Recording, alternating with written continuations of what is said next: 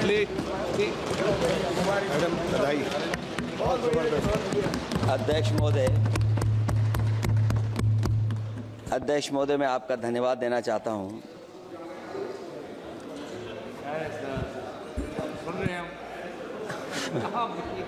अध्यक्ष महोदय, मैं आपका धन्यवाद देना चाहता हूं। साथ ही साथ इस सदन में जो 75वें वर्ष पर संविधान की बहस शुरू हुई है,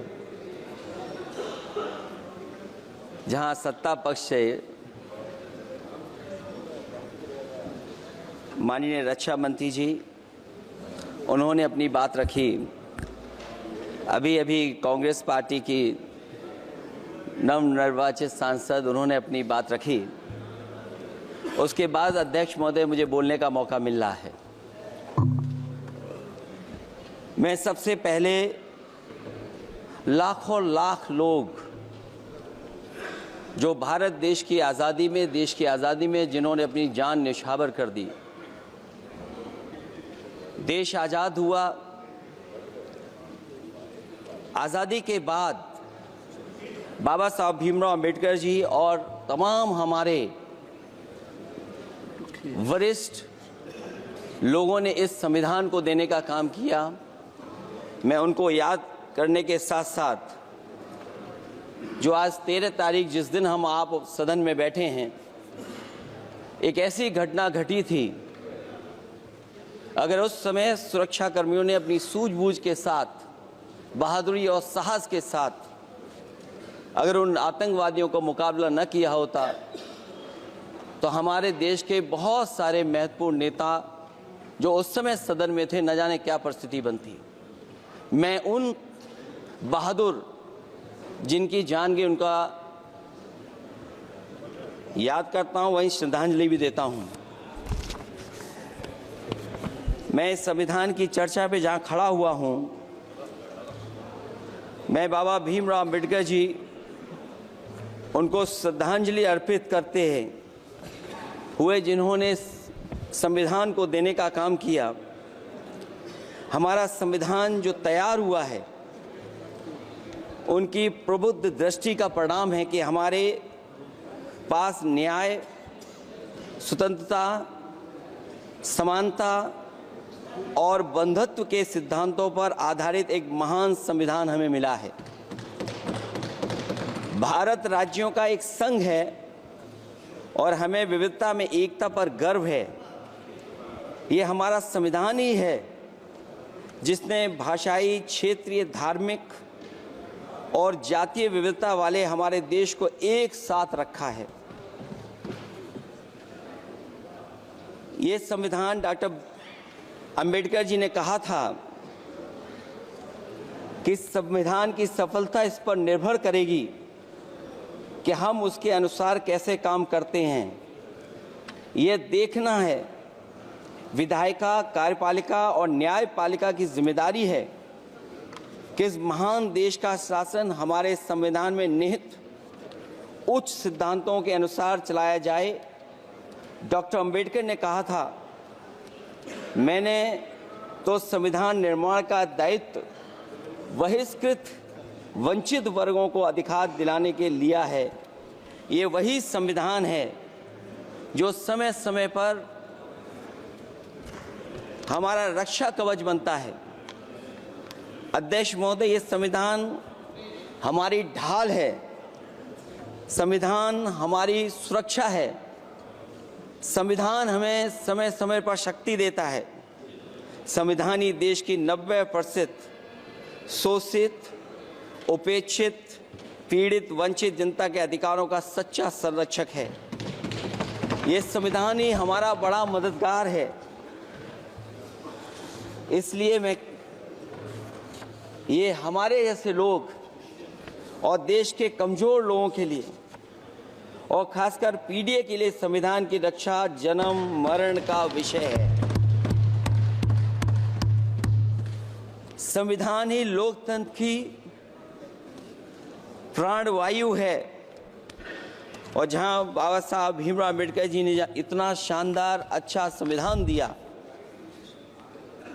वहीं डॉक्टर अम्बेडकर ने स्पष्ट कहा था, जो हमारे माननीय मंत्री जी ने भी सत्ता पक्ष से वो बात रखी और कहा था, संविधान कितना भी अच्छा हो, यदि उसे लागू करने वाले लोग अच्छे नहीं होंगे तो परिणाम अच्छे नहीं निकलेंगे।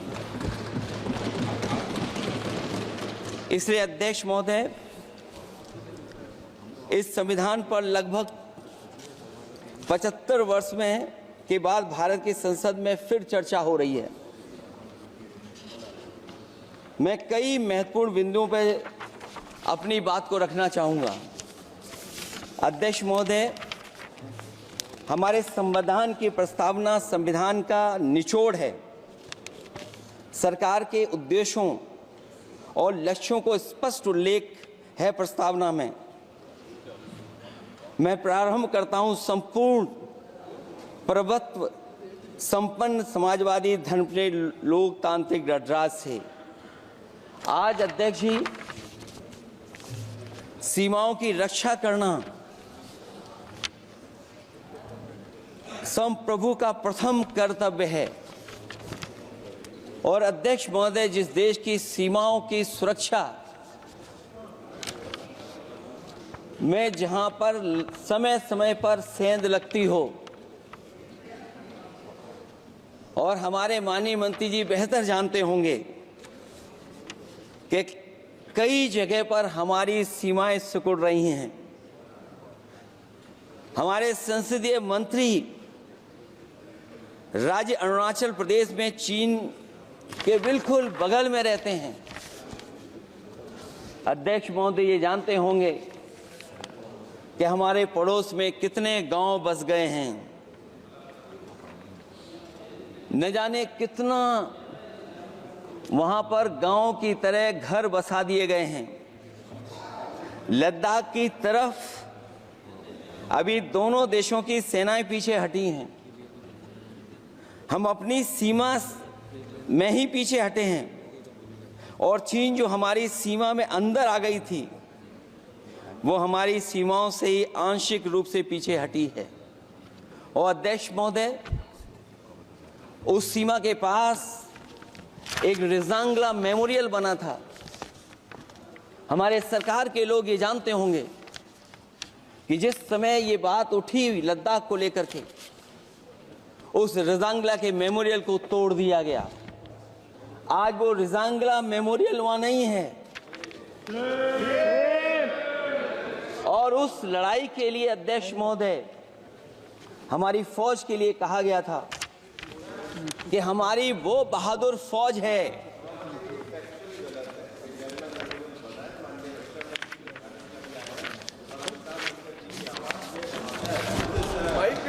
अध्यक्ष महोदय, यही तो फर्क है।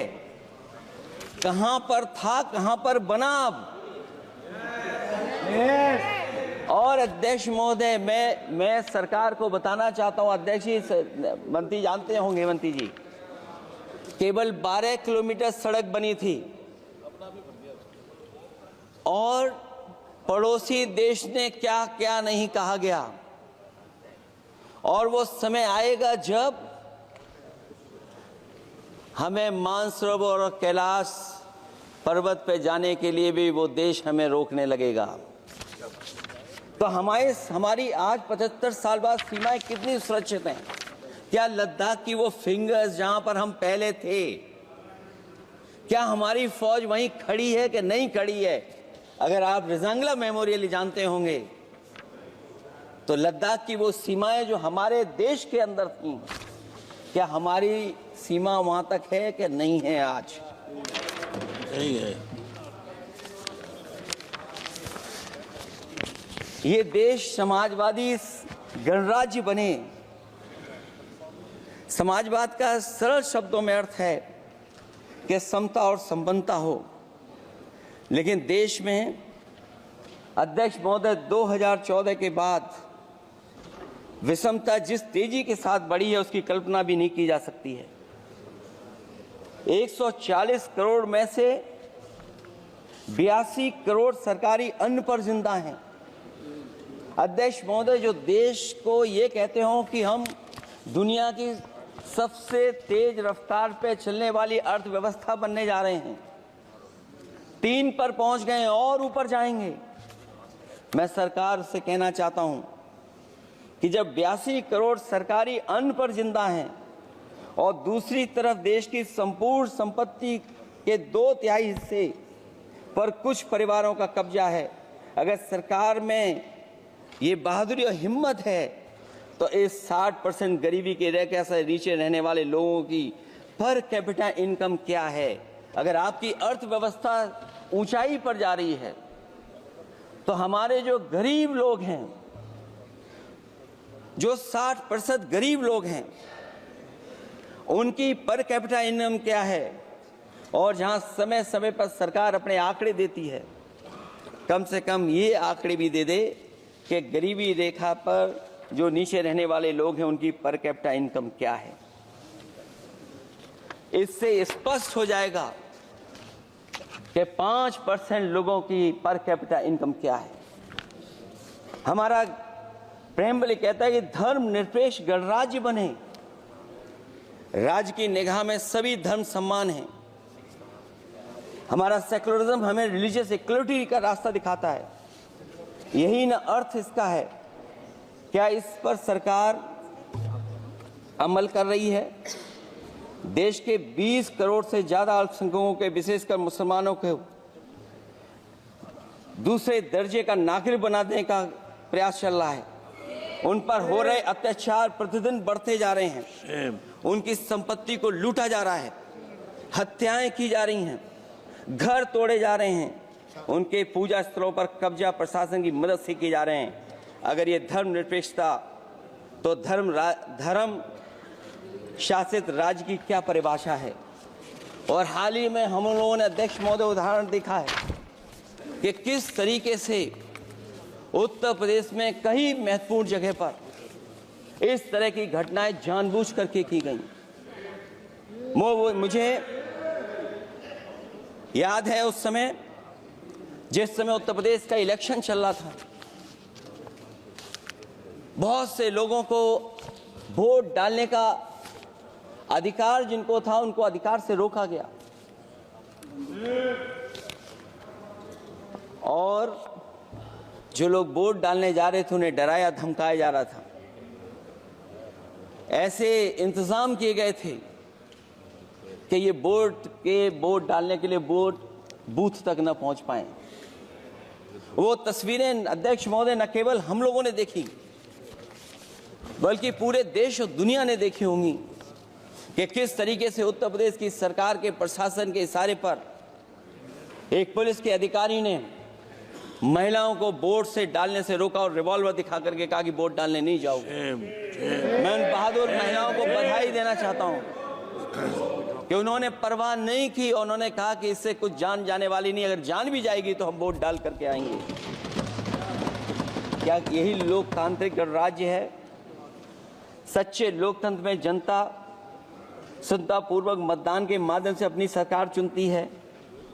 क्या हम सही अर्थों में लोकतांत्रिक व्यवस्था में जी रहे हैं, जहां सरकार मशीन और सरकारी मशीनरी के जरिए जहां चाहे अपनी सरकार बना लेती है, जनता के मत का कोई अर्थ नहीं रखे हैं, वह लोकतंत्र नहीं कहा जा सकता है। यह व्यवस्था जब तेजी से लोकतंत्र में तानाशाही की तरफ बढ़ रही है, हिटलर ने भी तो जनता द्वारा चुने जाने के बाद संविधान में संशोधन करके तानाशाही कायम कर दी थी। हमारी सरकार भी उसी के समांतर चलने का प्रयास कर रही है। प्रस्तावना में अध्यक्ष महोदय सामाजिक, आर्थिक और राजनीतिक न्याय दिलाने की बात है। अध्यक्ष महोदय, मैं जब सरकार की तरफ से माननीय मंत्री जी को सुन रहा था, उन्होंने जाति जनगणना को लेकर के कहा कि जाति जनगणना कराना चाहे तो करा लें। हम लोग तो उस पक्ष के धर लोग हैं, अगर आप करा सकते हैं तो आप कराइए। नहीं अध्यक्ष महोदय, जब कभी भी हम लोगों को मौका मिलेगा तो जाति जनगणना कराने का काम हम लोग करेंगे। सामाजिक न्याय समाज के अनुसूचित जाति, अनुसूचित जनजाति और अन्य पिछड़े वर्गों को न्याय दिलाने का बड़ा अस्त्र आरक्षण था, उसे समाप्त कर दिया गया है। आउटसोर्सिंग और कॉन्ट्रैक्ट बेसिस पर थोड़ी बहुत नौकरियां जो दी जा रही हैं, उनमें दलितों और पिछड़ों का कोई आरक्षण नहीं है। शिक्षण संस्थाओं और विश्वविद्यालय में प्रोफेसर्स और वाइस चांसलर के चयन के समय इनके आगे लिख दिया जाता है, एक नया शब्द का इजाद हुआ, NFS, नॉट फाउंड सुटेबल। सरकारी उपक्रम भेज दिए, प्राइवेट उपक्रमों में कोई आरक्षण नहीं है। अध्यक्ष महोदय, शिक्षा मंत्री जी सूची जारी करें, और अगर ये बात कहीं भी गलत है तो शिक्षा मंत्री जी सूची जारी कर दें। देश के सभी केंद्रीय विश्वविद्यालयों के वाइस चांसलर की ओर प्रोफेसर की एक, मैं तो कहूंगा अध्यक्ष महोदय कि शिक्षा मंत्री जी अगर ये सूची जारी कर दें कि जितनी भी सेंट्रल यूनिवर्सिटीज हैं और उनके माध्यम से जितने भी प्रोफेसर्स का अपॉइंटमेंट हुआ है, सब बात साफ हो जाएगी। आप केवल देश के 10% लोगों को ही ख्याल रख रहे हैं, बाकी 90% लोगों का आप ख्याल नहीं रख पा रहे हैं। और जाति जनगणना कभी जाति में भेदभाव नहीं बढ़ाएगा अध्यक्ष महोदय। जाति जनगणना जातियों के बीच दूरियां कम करेगा और तमाम हमारे ऐसे समाज के लोग जिनको न्याय नहीं मिला, जिनको अधिकार नहीं मिला है, अध्यक्ष महोदय कम से कम जाति जनगणना के बाद उन्हें अधिकार और सम्मान दिलाने का काम भी हो सकेगा। इसलिए हम इसके पक्ष में हैं। आर्थिक न्याय के बगैर न सामाजिक न्याय मिल सकता है और न राजनीतिक न्याय मिल सकता है। गरीबी का नाजायज लाभ उठाकर धन्ना सेठों की सरकार चुनाव में पैसा बांटकर राजनीतिक न्याय का भी अपहरण कर लेती है। कर्ज में डूबी बड़ी आबादी महाजन के दबाव में अपनी इच्छा के खिलाफ वोट देने को विवश हो जाती है। चुनाव में सत्ताधारी दलों द्वारा पैसे की भरमार के चलते कोई सामान्य कार्यकर्ता चुनाव नहीं लड़ पा रहा है। बड़े पैमाने पर धनवान चुनकर आ जाते हैं। पैसे के बल पर जब तक आर्थिक विषमता समाप्त नहीं होती, लोगों को राजनीतिक न्याय मिल नहीं सकेगा।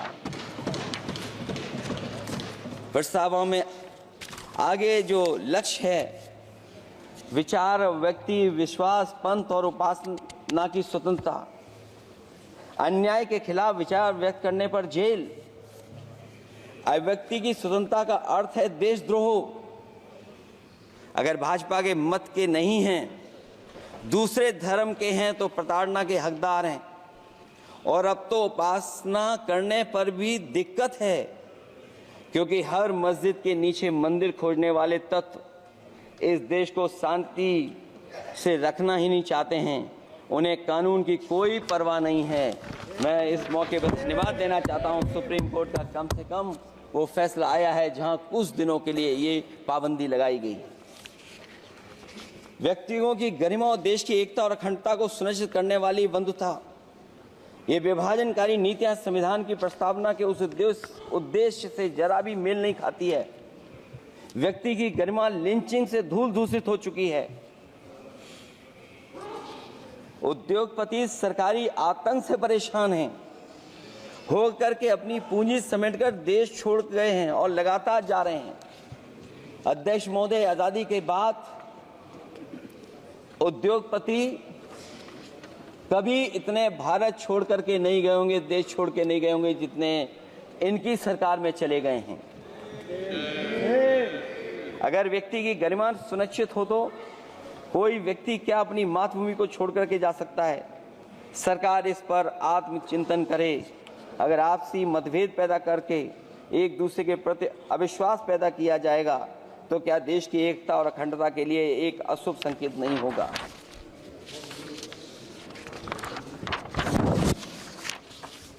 अध्यक्ष महोदय, आर्टिकल 14 कानून के समक्ष समानता। भारत के अंदर किसी भी व्यक्ति को राज कानून के समक्ष समानता को डिनाई नहीं कर सकता है। हो क्या रहा है, एक ही कानून कुछ लोगों के लिए अलग है और दूसरों के लिए अलग। अगर सत्ता पक्ष का व्यक्ति गेरुआ गमछा पहनकर गालियों को गाली दे दे तो जी हजूरी और दूसरा न्याय मांगने जाए तो उसे लाठी। क्या ये अनुच्छेद 14 का अनुपालन हो रहा है? अध्यक्ष महोदय, किसी भी व्यक्ति को उसके जीवन और दैहिक स्वतंत्रता से कानून सम्मत प्रक्रिया के बगैर वंचित नहीं किया जा सकता। ये सबसे महत्वपूर्ण मौलिक अधिकार है, लेकिन सबसे ज्यादा इसी का दुरुपयोग हो रहा है। फर्जी मुठभेड़ में हत्याएं, जेल के अंदर हत्याएं और पुलिस अफरीक्षा में हत्याएं। आदमी कहीं भी सुरक्षित नहीं है। ईडी का तो ऐसा कानून बना दिया गया है कि बिना एफआईआर, बिना नोटिस किसी को भी बंद कर दो। लोकतंत्र फासिज्म में बदल रहा है। और अध्यक्ष महोदय, क्योंकि उत्तर प्रदेश की चर्चा सत्ता पक्ष से भी हुई, जो हालात उत्तर प्रदेश में हैं, ऐसे हालात कभी किसी ने पहले नहीं देखे।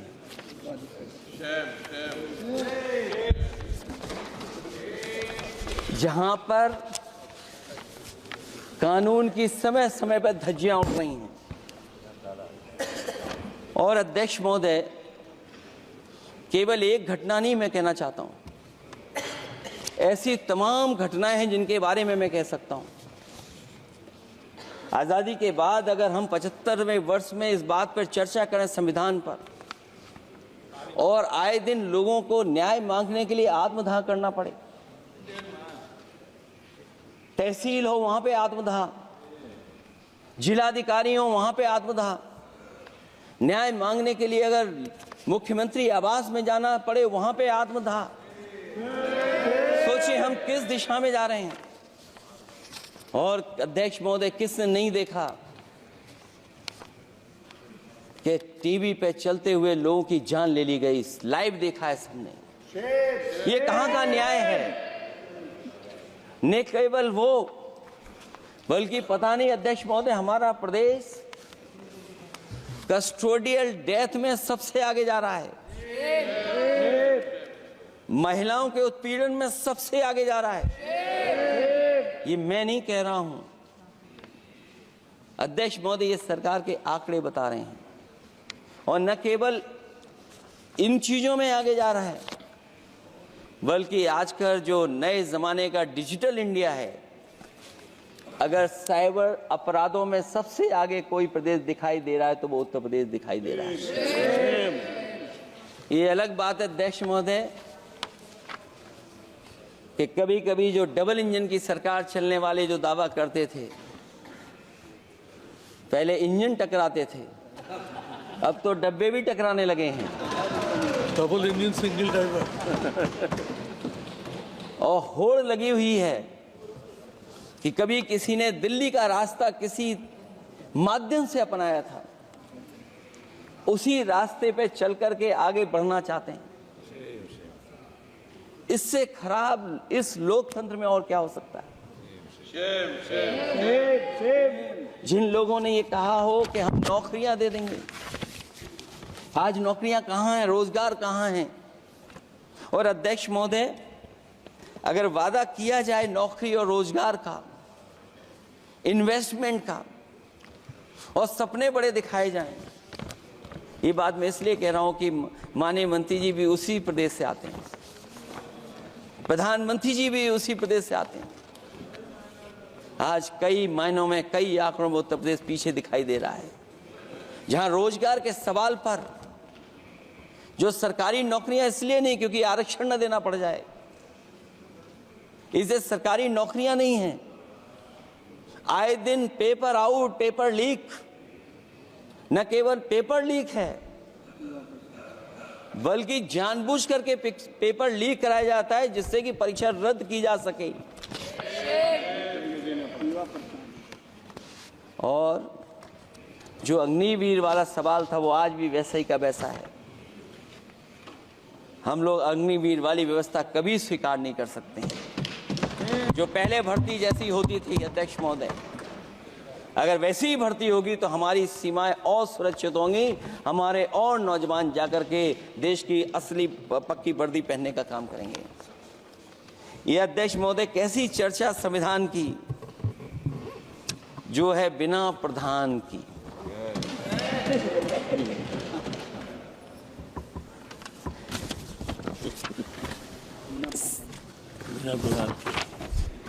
अध्यक्ष महोदय, इस सरकार में जो लोकतंत्र के साथ खिलवाड़ हुआ है, इतना कभी खिलवाड़ नहीं हुई होगी।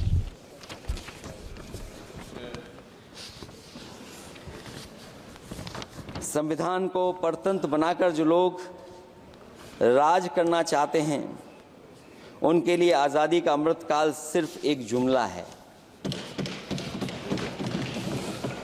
और अंत में मैं सिर्फ एक ही बात कहना चाहता हूं कि संविधान बचेगा तो न्याय बचेगा, और न्याय बचेगा तभी सबको बराबर मान सम्मान, सबको बराबर मौके मिलेंगे, भेदभाव भी मिटेगा। और भेदभाव का भाव भी इसलिए आज फिर से संविधान को बचाने के लिए एक और करो या मरो आंदोलन की ज़रूरत है। इसलिए अध्यक्ष महोदय, हम आपको भरोसा दिलाते हैं, पिछले चुनाव में भी बहुत सारे सत्ता पक्ष के माननीय लोग ये कहते थे कि हमें इतनी सीटें मिल जाएंगी तो हम संविधान बदल देंगे। अध्यक्ष महोदय, मैं आपके माध्यम से जनता का धन्यवाद देना चाहता हूं कि उन्होंने 400 पार के नारे को गिरा दिया और विपक्ष को इतनी ताकत दे दी कि इनकी जो सपना था संविधान बदलने को, उस सपने को तोड़ने का काम किया। अध्यक्ष महोदय, बहुत सारे साथी इधर के ही उधर हैं, अगर उधर वाले इधर आ गए उसी दिन ये सत्ता से बाहर हो जाएंगे। अध्यक्ष महोदय, आखिरी में मैं कुछ लाइनें कहकर के अपनी बात खत्म करना चाहता हूं। न मेरा है न तेरा है, ये हिंदुस्तान सबका है, नहीं समझी गई ये बात तो नुकसान सबका है। हजारों रास्ते खोजे गए उस तक पहुंचने के, मगर पहुंचे हुए ये कह गए भगवान सबका है। जो इसमें मिल गई नदियां वो दिखाई नहीं देती महासागर बनाने में, मगर एहसान सबका है। अनेकों रंग खुशबू नस्ल के फल फूल पौधे हैं, मगर उपवन की इज्जत आबरू ईमान सबका है।